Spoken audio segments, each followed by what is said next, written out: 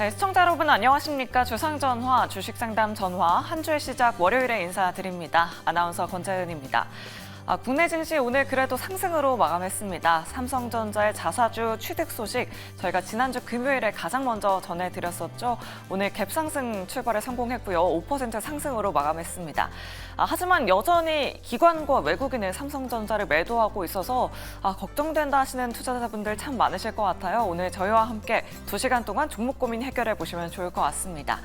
특히나 이런 종목 가지고 계신 분들 저희한테 지금 빠르게 연락 주시면 되는데요. 롯데 그룹주들은 유동성 위기에 빠져 있죠. 오늘 그룹주 전반적으로 해명 공시가 나오긴 했지만 대체적으로 급락으로 마감했습니다. 관련된 종목 갖고 계신 분들은 전화번호 0220004919번으로 지금 바로 연락 주시면 되고요. 오늘 루닛을 필두로 JAK 그런 의료 AI 관련주들 일제히 강세 움직임 보여줬습니다. 관련된 종목 갖고 계신 분들 저희한테 연락 주시면 실시간 우선 상담 도와드리도록 하겠습니다. 오늘도 여러분들의 많은 연락 기다리고 있겠습니다. 자, 그럼 오늘 시장 핫했던 이슈들 점검해보면서 내일 시장 좀 든든하게 대비해보도록 할게요. 이슈 3가지 이렇게 가지고 왔습니다. 오늘 시장 주인공 바로 자율주행 관련주들이었습니다. 트럼프 2기가 자율주행 규제를 완화하는 걸 추진하고 있다라는 소식 속에 오늘 SOS랩이 상한가로 마감했고요. 퓨런티어, HL 만도 같은 기업들이 두 자릿수대 급등세 보여줬습니다. 또 내연기관차 관련된 기업들도 일제히 강한 시세 냈는데요. 관련된 종목 갖고 계신 분들 저희한테 지금 바로 연락 주시면 되고요. 또 제약바이오 섹터는 희비가 엇갈리는 모습 보여줬습니다. 미국 보건부 장관의 백신 회의론자가 임명됐다라는 소식 속에 오늘 바이오주 전반적으로 약세 움직임 보여줬습니다. 특히나 알테오젠이 6%대로 하락해줬고요. 반면에 HLB제약은 오늘 상한가 기록한 기업들 참 많습니다. 셀트리온도 이 기업 회장이 직접 IR에 나선다라는 소식 속에 오늘 4%대 강세 움직임 보여줬습니다. 잠시 후 바이오 종목에 대한 전략도 자세하게 이야기 나눠보도록 하겠습니다. 그리고 잘 나갔던 우주항공 관련주들은 오늘 좀 시세가 멈췄습니다. 비츠로테크, HVM 같은 종목들 잘 가고 있긴 하지만 지난주 대비해서 상승 탄력이 좀 둔화된 모습이었고요. 오늘 캔코아 에어로스페이스의 스페이스 X 관련해서 좀 긍정적인 기사가 나왔습니다. 하지만 결국 5% 하락으로 마감했는데요. 잠시 후에 전략에 대해서 이야기 나눠보도록 하겠습니다. 자, 오늘은 이 두 분과 함께 이 3가지 이슈 이야기 나눠보도록 할게요. 자, 오늘 유세벽 대표 그리고 김덕호 대표 모셨습니다. 두 분 어서 오세요. 안녕하세요. 네, 일단 시장 이야기부터 먼저 확인해 보도록 하겠습니다. 자, 3분기 실적 시즌이 마무리가 됐습니다. 올해 3분기까지 코스피 상장사들의 영업이익이 역대 최고치를 기록했다라는 소식이 나왔고요. 영업이익 전년 대비해서 코스피 시장에 있는 기업들 64% 증가했다라고 합니다. 유세벽 대표님께 이 부분 한번 여쭤보도록 할게요. 3분기까지는 일단 실적이 괜찮았는데 이제 4분기에 대한 우려가 남아 있는 것 같아요. 3분기 실적 어떻게 평가하시겠어요? 우선은 3분기 같은 경우에는 고금리 여파로 증권 그리고 이제 보험업계가 이제 아무래도 영업이익이라던가 순이익이 증가세가 좀 돋보인 그런 3분기지 않았나라고 말씀을 좀 드리고 싶고요. 그래서 대형 코스피 종목들의 좀 강세 영향 이런 것들을 좀 꼽아볼 수가 있을 것 같습니다. 그렇지만 이제 4분기 관련해서 굉장히 좀 약간 우려 섞인 요인들이 많아지는데 지금 국제통화기금에서 이제 수출입 데이터 이런 것들을 예상하는 데이터들이 있는데 그와 관련해 가지고 4분기도 그렇고 그리고 25년도 1분기, 2분기 때 약간의 하향세를 겪는다. 그러니까 부침을 좀 겪을 수 있다라는 예견들이 나오면서 아무래도 이런 부분들이 증시를 약간 발목을 잡을 수 있는 우려 요인들이 될 수 있지 않나라고 말씀을 좀 드리고 싶습니다. 그리고 거기에다가 지금 이제 트럼프 정권이 이제 교체가 되면서 지금 현재 변동성을 굉장히 크게 키웠다가 오늘 같은 경우에는 좀 반갑게 빨간불을 켜줬지만 아직도 우려 요인이 남아 있다라는 거는 트럼프 당선이 되면서 이제 정확하게 집권을 하고 정권을 교체하는 시기는 내년도 1월입니다. 그렇다라면은 지금 11월 한 달 동안도 약간은 좀 불안한 투자 심리가 아직은 살아있지 않을까라는 생각을 좀 하고 있고요. 그래서 지금 실적, 3분기 실적은 좋았을지 모르겠지만 이 4분기 관련해서는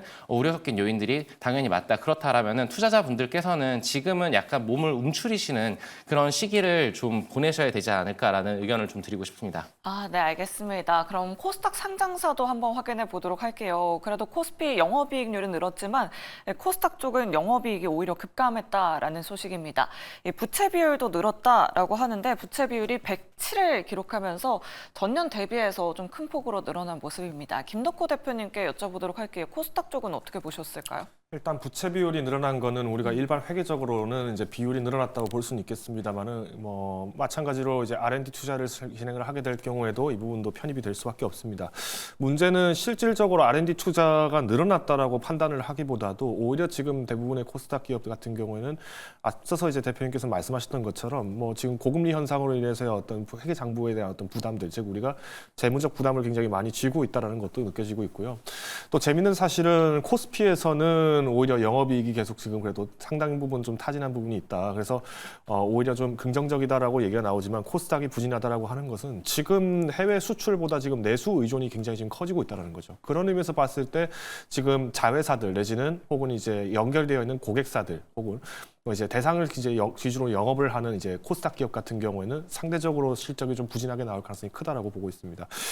저는 일단 앞서서 이제 대표님께서도 3분기 내에서 코스피 기업들에 대한 실적은 양호하게 나올 수 있지만 4분기 실적에 대해서 우려감이 든다라고 말씀하셨던 것에서 공감을 하는 원인은 지금 코스피가 잘 됐을 때 당연히 거기에 대한 낙수 효과로 코스닥 기업이 더 빠른 변동세를 보면서 상장 탄력을 얻을 수밖에 없는 건데 오히려 3분기인데도 불구하고 지금 벌써부터 지금 코스닥 기업들이 지금 위태롭다라는 얘기가 나온다는 것은 우리가 향후 이제 한국에 대한 어떤 수출 지수들이 만약 조금만 부진하게 나온다라고 했을 때면은 코스닥 기업 같은 경우에는 이제 해외 고객사들을 잡고 있지 않는 한, 즉 뭐 우리가 잘 알고 있는 뭐 대형 대그룹들, 국내 그룹들을 중심으로 매출을 만드는 기업들은 다소 실적이 좀 부진해질 수 있다라고 말씀을 드릴 수 있을 것 같습니다. 네, 알겠습니다. 3분기 실적 시즌이 마무리됐고요. 부채 비율이 높은 기업들은 좀 정리가 필요한 시점이지 않을까 싶습니다.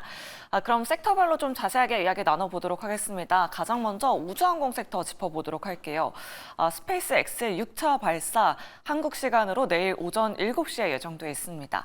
지난주에 강했었던 우주항공 관련주들 오늘 좀 탄력이 둔화된 모습이었는데요. 유세벽 대표님께 여쭤보도록 할게요.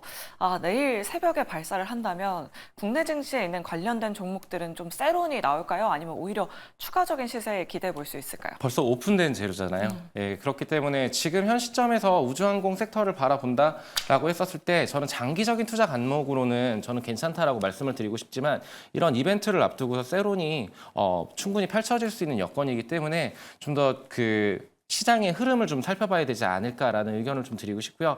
대표적인 종목으로 뭐 하나 에어로스페이스라던가 아니면 캔코아 에어로스페이스 뭐 이런 종목들이 많이 언급이 되고 있고 한데 저는 아직은 추세적으로 살아있다라고 보고 있습니다. 뭐 캔코아 에어로스페이스 같은 경우에는 저항받을 구간에서 저항을 받았겠지만 저는 지금 이제 스페이스 X 관련된 이슈가 비단 내일 한번 이벤트성으로 끝날 것이 아니고 지금 트럼프 같은 경우에 트럼프 당선인 같은 경우에는 지금 일론 머스크를 굉장히 밀어주고 있습니다. 근데 일론 머스크는 자동차로 인해서 지구의 수명을 연장시켜 놓고 결국에는 화성으로 이주를 꿈꾸는 그런 괴짜 아니면 천재 이런 사람으로 좀 분류되고 있는데 우주항공 산업을 계속적으로 미국에서 정부적으로 밀어준다라는 것은 우리나라도 낙수 효과를 얻을 수 있다. 그러니까 미국의 전초기지를 발현한 그런 종목들 같은 경우 그런 기업들 같은 경우에는 계속적으로 봐야 하고 지금 우리는 예의주시를 해봐야 된다라고 의견을 좀 드리고 싶습니다. 네, 알겠습니다. 물론 내일 세론이 나올 수도 있긴 하지만 우상향 기조는 변함이 없다라는 의견 잘 참고해 보시면 좋을 것 같습니다. 그럼 김덕호 대표님께는 종목으로 여쭤보도록 할게요. 오늘 캔코아 에어로스페이스가 스페이스 X와 엮이면서 상승 VI와 하락 VI를 오고 갔습니다. 장중에 거의 10% 이상 상승했다가 결국 5% 하락으로 마감했는데요.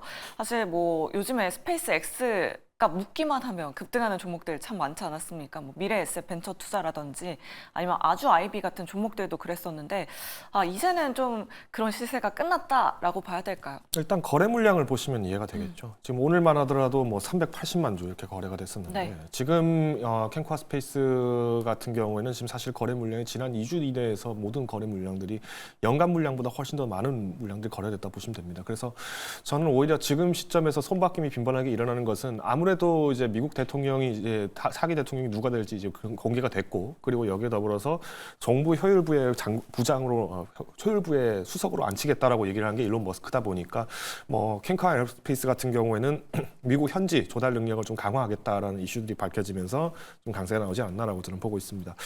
저는 일단 오늘 시장에서 급하게 매수하실 상황은 아니었다라고 봐요. 다만 이제 오늘 또 급하게 매수하셨던 분들을 위해서 좀 희망의 메시지를 좀 드린다면은 지금 앞으로 우주 항공 산업에 대한 부분들의 투자는 계속 강화될 수밖에 없습니다. 우리나라 같은 경우에도 지난 5월에 우주항공청 개청을 하긴 했습니다만은 아직 완편 체제가 계속 안 되고 있어요. 그러다 보니까 이제 실제 국내 중심의 어떤 위성주라던가 혹은 이제 항공주 관련된 부분들은 좀 부진하게 나타나고 있지만 올해 이제 지금 미국 공기사들을 잡고 있는 기업이라면은 좀 더 주목해 보셔도 좋을 것 같습니다. 그래서 저는 일단 손절 대응만 잘 하신다라면은 뭐 지금 뭐 조금 비싼 값에 샀다라고 하시는 분들이라 하더라도 이탈 시점이 반드시 나올 거라고 보고 있기 때문에 저는 일단 현재 시점에서 너무 급한 마음에 잡지는 않으셨으면 좋겠습니다. 네, 알겠습니다. 캔코와 에어로스페이스 여전히 괜찮다라고 이렇게 의견 남겨주셨어요. 그러면 아까 전에 유세백 대표님께 질문 드렸던 것과 동일하게 한번 드려보도록 할게요. 내일 스페이스 X 6차 발사 이후에 우주항공 관련주들은 어떤 전략이 필요할까요? 사실 상관이 없겠죠.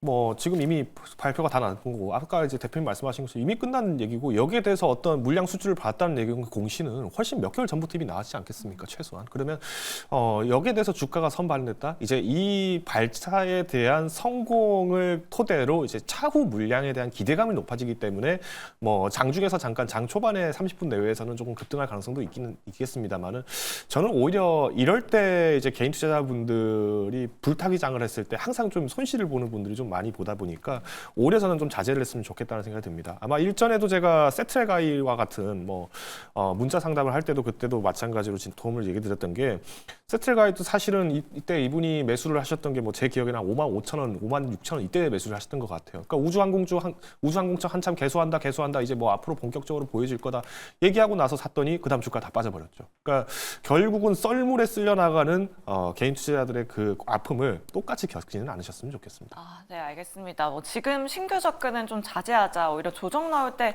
매수해보자라는 그런 의견도 잘 참고해보시면 좋을 것 같습니다.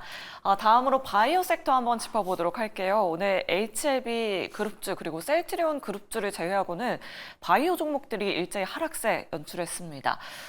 트럼프 정부의 백신 음모론자가 수장으로 임명됐다. 그리고 12월 금리 인하 신중론이 계속해서 나오고 있는데요.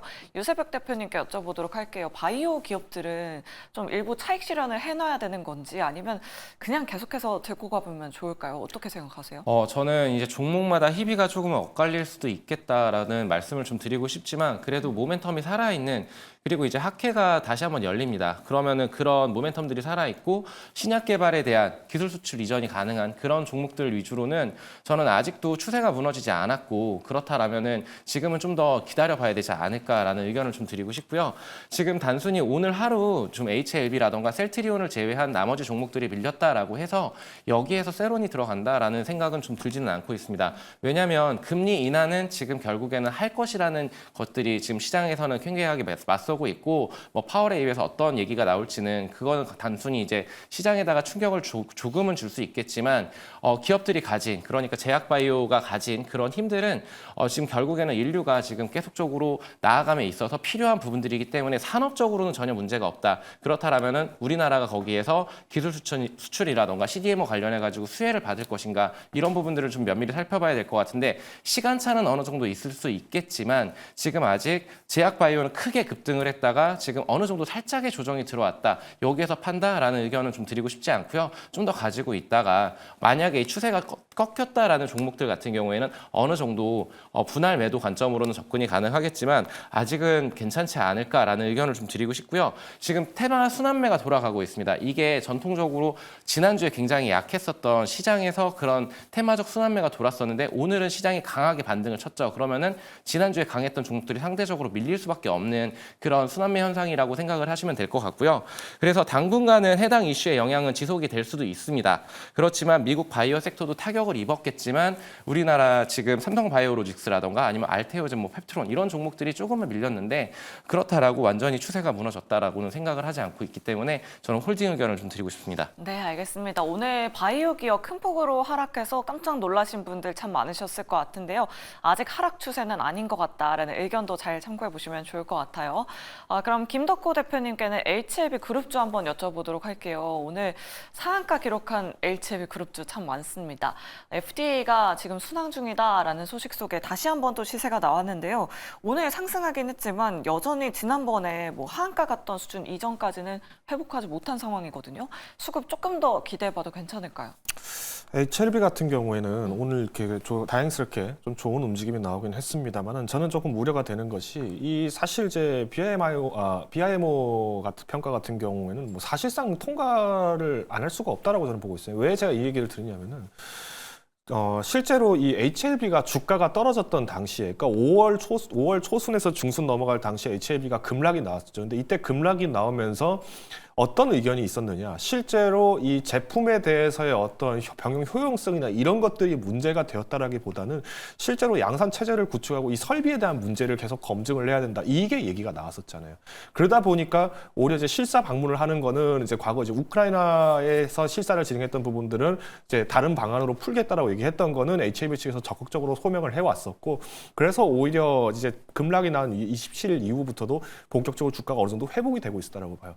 문제는 지금 이 양산 부분인데, 그러면 지금 항서제약하고 마찬가지로 손을 잡고 있는 입장에서 봤을 때 이 HLB가 과연 이것이 통과가 되려면은 마찬가지로 효용성 문제로 인해서 주가가 상승했다. 이거는 어떻게 보면은 그동안 이제 기다리셨던 분들이 굉장히 많았는데 뒤늦게 이거를 접근하셨던 분들이 이거 지금 이제 될 것 같으니까 이제 2연상, 3연상 가나 이렇게 좀 조급하게 오시지 않았나라는 생각이 듭니다. 실제로 리보세라닙하고 카멜리주맙 이거 이제 병용요법으로 치료하는 거 객관적 적응률까지도 포함을 해본다라면 오히려 벤치마크를 했던 제품 대상군에 비하면 훨씬 더 효율이 뛰어났었어요.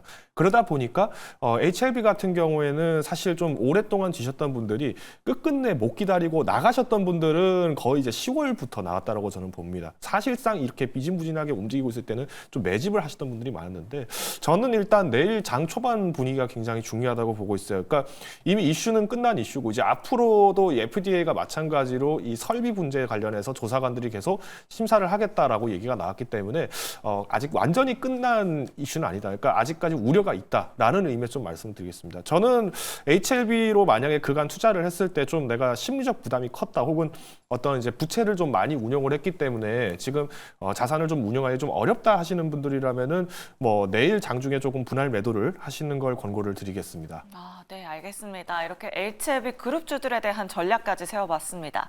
자, 오늘도 전화번호 02-2000-4919번으로 굉장히 많은 분들이 전화 연락 주고 계신데요. 종목 상담 본격적으로 출발합니다.